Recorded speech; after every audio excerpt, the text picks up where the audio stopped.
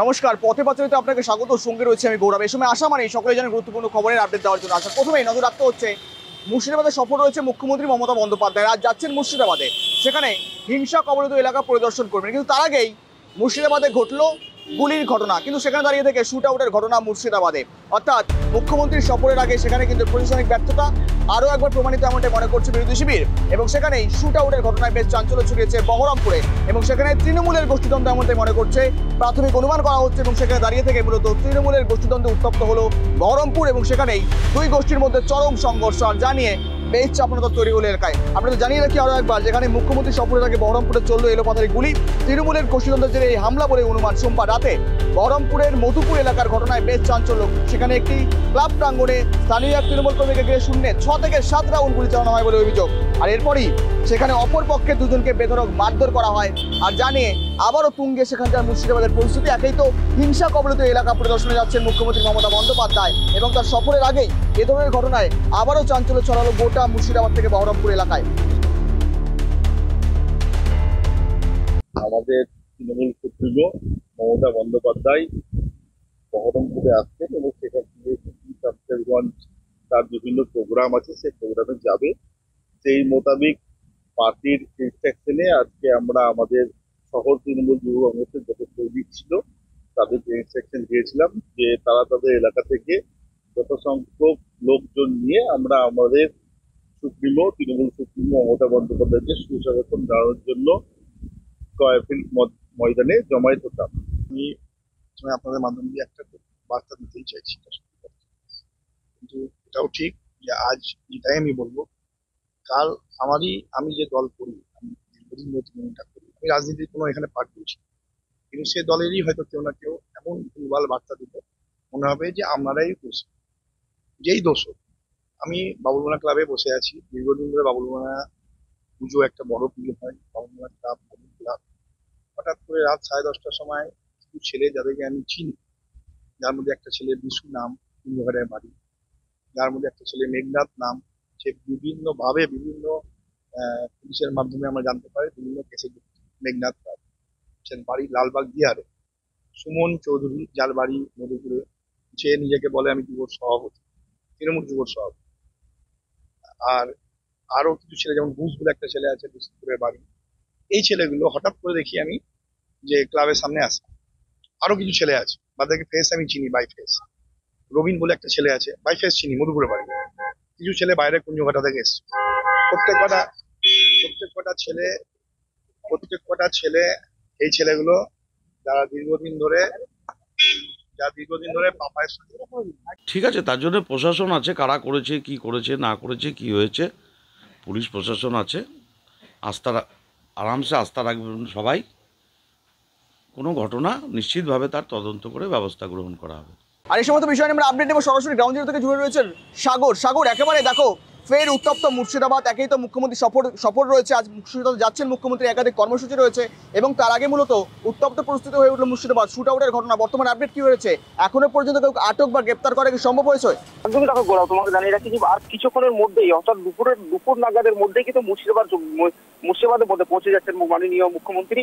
এবং তার ঠিক কিছুক্ষণ আগের মুহূর্তে বা রাত্রের দিকে যদি দেখতে পাওয়া যায়, রাতের মধ্যে কিন্তু তৃণমূলেরই দুই গোষ্ঠীর মধ্যে কিন্তু গোষ্ঠী সংঘর্ষ, এবং তার মধ্যে কিন্তু গুলি চালানো শুরু হয়, এবং 1 থেকে 6 রাউন্ড গুলি চালানো হয়। এবং একটি ক্লাবের মধ্যে, যে মধুপুর যে বাবুলমোনা রোড, সেই বাবুলমোনা রোডের উপরে একটি ক্লাব, সেই ক্লাবের মধ্যে কিন্তু তৃণমূলের কিছু কর্মীরা তারা সেইখানে ওঠা বসা করে, এবং সেই জায়গাটার মধ্যে কিন্তু গিয়ে গুলি চালানো হয় এমন কিন্তু অভিযোগ করছে। দুই পক্ষের মধ্যে কিন্তু হাতাহাতি শুরু হয়, এবং হাতাহাতির পর থেকে কিন্তু তারা বন্দুক বের করে গুলি চালাতে শুরু করে। ঠিক মুখ্যমন্ত্রী কিন্তু আজ এখানে মুর্শিদাবাদে আসছেন, আর তারই মধ্যে কিন্তু এরকম তৃণমূলের মধ্যে গোষ্ঠী সংঘর্ষ। পেহেলগামে সন্ত্রাসী হামলা, জঙ্গি হামলা, এবং তারপর থেকেই পাকিস্তানের সঙ্গে কিন্তু সম্পর্ক ভালো নেই ভারতের, এবং প্রথম থেকে ভালো ছিল না। এবং সেখানে দাঁড়িয়ে থেকে মূলত কিন্তু ভারত পাকিস্তানের মধ্যে যে কনফ্লিক্ট, যে দ্বন্দ্ব চলছে, আরও টালমাটাল পরিস্থিতি আন্তর্জাতিক সীমান্তে, এবং বারংবার পাকিস্তান থেকে কিন্তু একেবারেই যুদ্ধ সংঘর্ষ বিরতি চুক্তি লঙ্ঘন করা হচ্ছে। বারংবার ওপার থেকে গুলি চলছে ভারতীয়দের উদ্দেশ্যে, কিন্তু ভারত সরকার চুপ করে বসে নেই। সেখানে দাঁড়িয়ে থেকে ভারতীয় জওয়ান একযোগে জবাব দেওয়ার চেষ্টা করছেন। আর এই সমস্ত বিষয় নিয়ে এবার পাকিস্তান ভারতের এই যে টালমাটাল পরিস্থিতি, ভারত পাকিস্তানের দ্বন্দ্ব একেবারে চরমে, এবং সেখানে এবার রাষ্ট্রপুঞ্জ, জাতিসংঘ, উদ্বেগ প্রকাশ করছে, সেই উদ্বেগ প্রকাশ করে ইতিমধ্যে কিন্তু এবার জাতিসংঘে বৈঠক হতে চলেছে। অর্থাৎ আজ রয়েছে জাতিসংঘে বৈঠকে ভারত পাকিস্তানের সম্পর্ক নিয়ে হতে পারে আলোচনা, এই সন্ত্রাসী হামলা নিয়ে হতে পারে আলোচনা, এমনটাই সূত্র মারফত খবর। আবার জানিয়ে রাখি আপনাদের একেবারেই ভারত পাকিস্তানের মধ্যে যে সম্পর্ক একেবারে টালমাটাল পরিস্থিতি থেকে গিয়েছে পেহেলগাঁও ইস্যুকে কেন্দ্র করে, সন্ত্রাসী হামলাকে কেন্দ্র করে, সেখানে দাঁড়িয়ে থেকে এবার কিন্তু জাতিসংঘে ইউনাইটেড নেশনসে রাষ্ট্রপুঞ্জে এবার আলোচনা হতে চলেছে, বৈঠক হতে চলেছে। আর এই সমস্ত বিষয় নিয়ে আপডেট দেবার সঙ্গে রয়েছে আমার সহকর্মী সত্যজিৎ। একেবারে দেখো, রাষ্ট্রসংঘে রাষ্ট্রপুঞ্জে এবার আলোচনা এবং সেখানে মূলত ভারত পাকিস্তানের সম্পর্ক, ভারত পাকিস্তানের আন্তর্জাতিক সীমান্তে টালমাটাল পরিস্থিতি নিয়ে আলোচনা হতে পারে। তোমার কাছে কি আপডেট রয়েছে এবং আলোচনায় মূলত কি কি উঠে আসতে পারে? দেখো, একদমই প্রথমেই তোমাকে বলে রাখবো যে বিশেষ করে এই পেহেলগাঁওতে যে জঙ্গি হামলা, সেইভাবে যেখানে ভারত পাল্টা জবাব দেওয়ার কৌশল একটা নিয়েছিল এবং বিশ্বের বিভিন্ন দেশ যে আক্রমণাত্মক, যদি ইসরায়েল বলি, আমেরিকা বলো বা রাশিয়া, প্রত্যেকটা দেশই কিন্তু সমর্থন জানিয়েছে যে ভারত জঙ্গিদের বিরুদ্ধে যে কোনো পদক্ষেপ নিয়ে তারা পূর্ণ সমর্থন রয়েছে।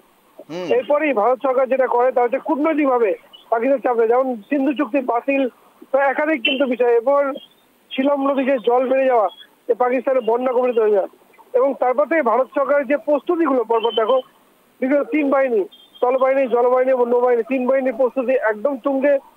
সুতরাং বলা যায় পাকিস্তানের উপর ভারতের এই পাল্টা প্রত্যাঘাত বা জঙ্গি নির্মূলে ভারতের প্রত্যাঘাত শুধুমাত্র সময়ের অপেক্ষা।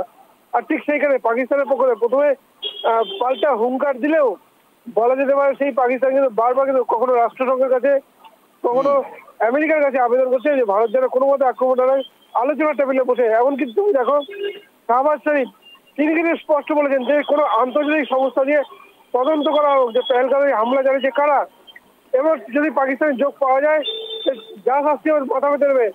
এতটা নিচে নেমেছিল পাকিস্তান, কিন্তু তারপরেও ভারত সরকার যে পরপর যে পদক্ষেপগুলো, এবং দেখো তিন বাহিনীর প্রধানের সঙ্গে বৈঠক, নিরাপত্তা উপদেষ্টা, সিডিএস, এবং যদি বলা চলে যেভাবে বিমান বাহিনী গঙ্গা এক্সপ্রেসওয়ে রানওয়ে চালানো হয়, তাদের কাছে ভয় ছুটছে পাকিস্তান। আর সেই কারণেই রাষ্ট্রসংঘের কাছে কাকুতি মিনতি শুরু করেছে পাকিস্তান।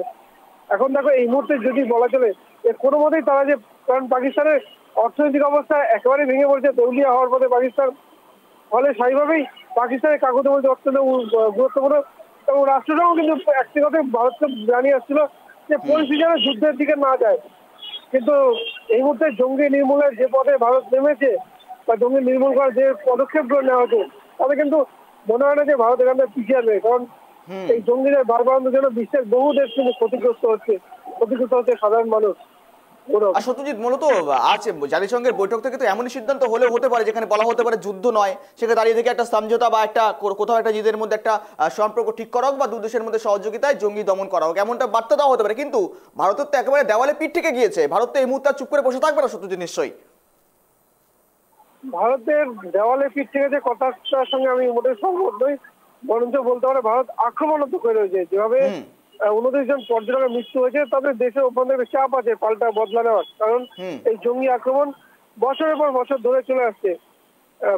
তো সেই দিক দিয়ে বলা যেতে পারে ভারত পদক্ষেপ, দেশের অভ্যন্তরে চাপ যেরকম তৈরি হয়েছে, তারপরে পদক্ষেপ নেওয়া অত্যন্ত প্রয়োজন। রাষ্ট্রসংঘ নির্দেশ দিলে যে ভারত যে জঙ্গি নির্মূল থেকে পিছিয়ে আসবে, তার খুব একটা পিছিয়ে আসার সম্ভাবনা নেই। তবে জঙ্গি নির্মূলের ক্ষেত্রে কোনো দেশই কিন্তু খুব একটা বাধার সৃষ্টি করবে না। হ্যাঁ, এবার সেই দেশের সঙ্গে জঙ্গি যোগ, যেমন পাকিস্তানের যোগ সরাসরি পাওয়া গেছে, পাকিস্তানের গোয়েন্দা সংস্থা আইএসআই যোগ পাওয়া গেছে, পাকিস্তানের সেনাপ্রধান আসিফ মুনির তিনি বলছেন তারা জঙ্গিদের মদত দিয়েছে। সুতরাং যোগ পরিষ্কার। ভারত যদি জঙ্গি নির্মূলে বিভিন্ন যে এর আগে সার্জিক্যাল স্ট্রাইক দেখেছে, সেরকম জঙ্গি ঘাঁটিগুলো নির্মূলের পরিকল্পনা নেয়, তবে যে পাকিস্তান বাধা সৃষ্টি হয়, তবে জঙ্গি যুদ্ধ লাগা স্বাভাবিক। কিন্তু জঙ্গি নির্মূলে যে স্বপ্ন ভারত নিচে বা যে বার্তা বারবার দেওয়া হচ্ছে, তাতে মনে করা হচ্ছে হয়তো জঙ্গি নির্মূলে করা পদক্ষেপ এই রাষ্ট্রসংঘ এই বার্তাতে পিছিয়ে আসার সম্ভাবনা খুব কম।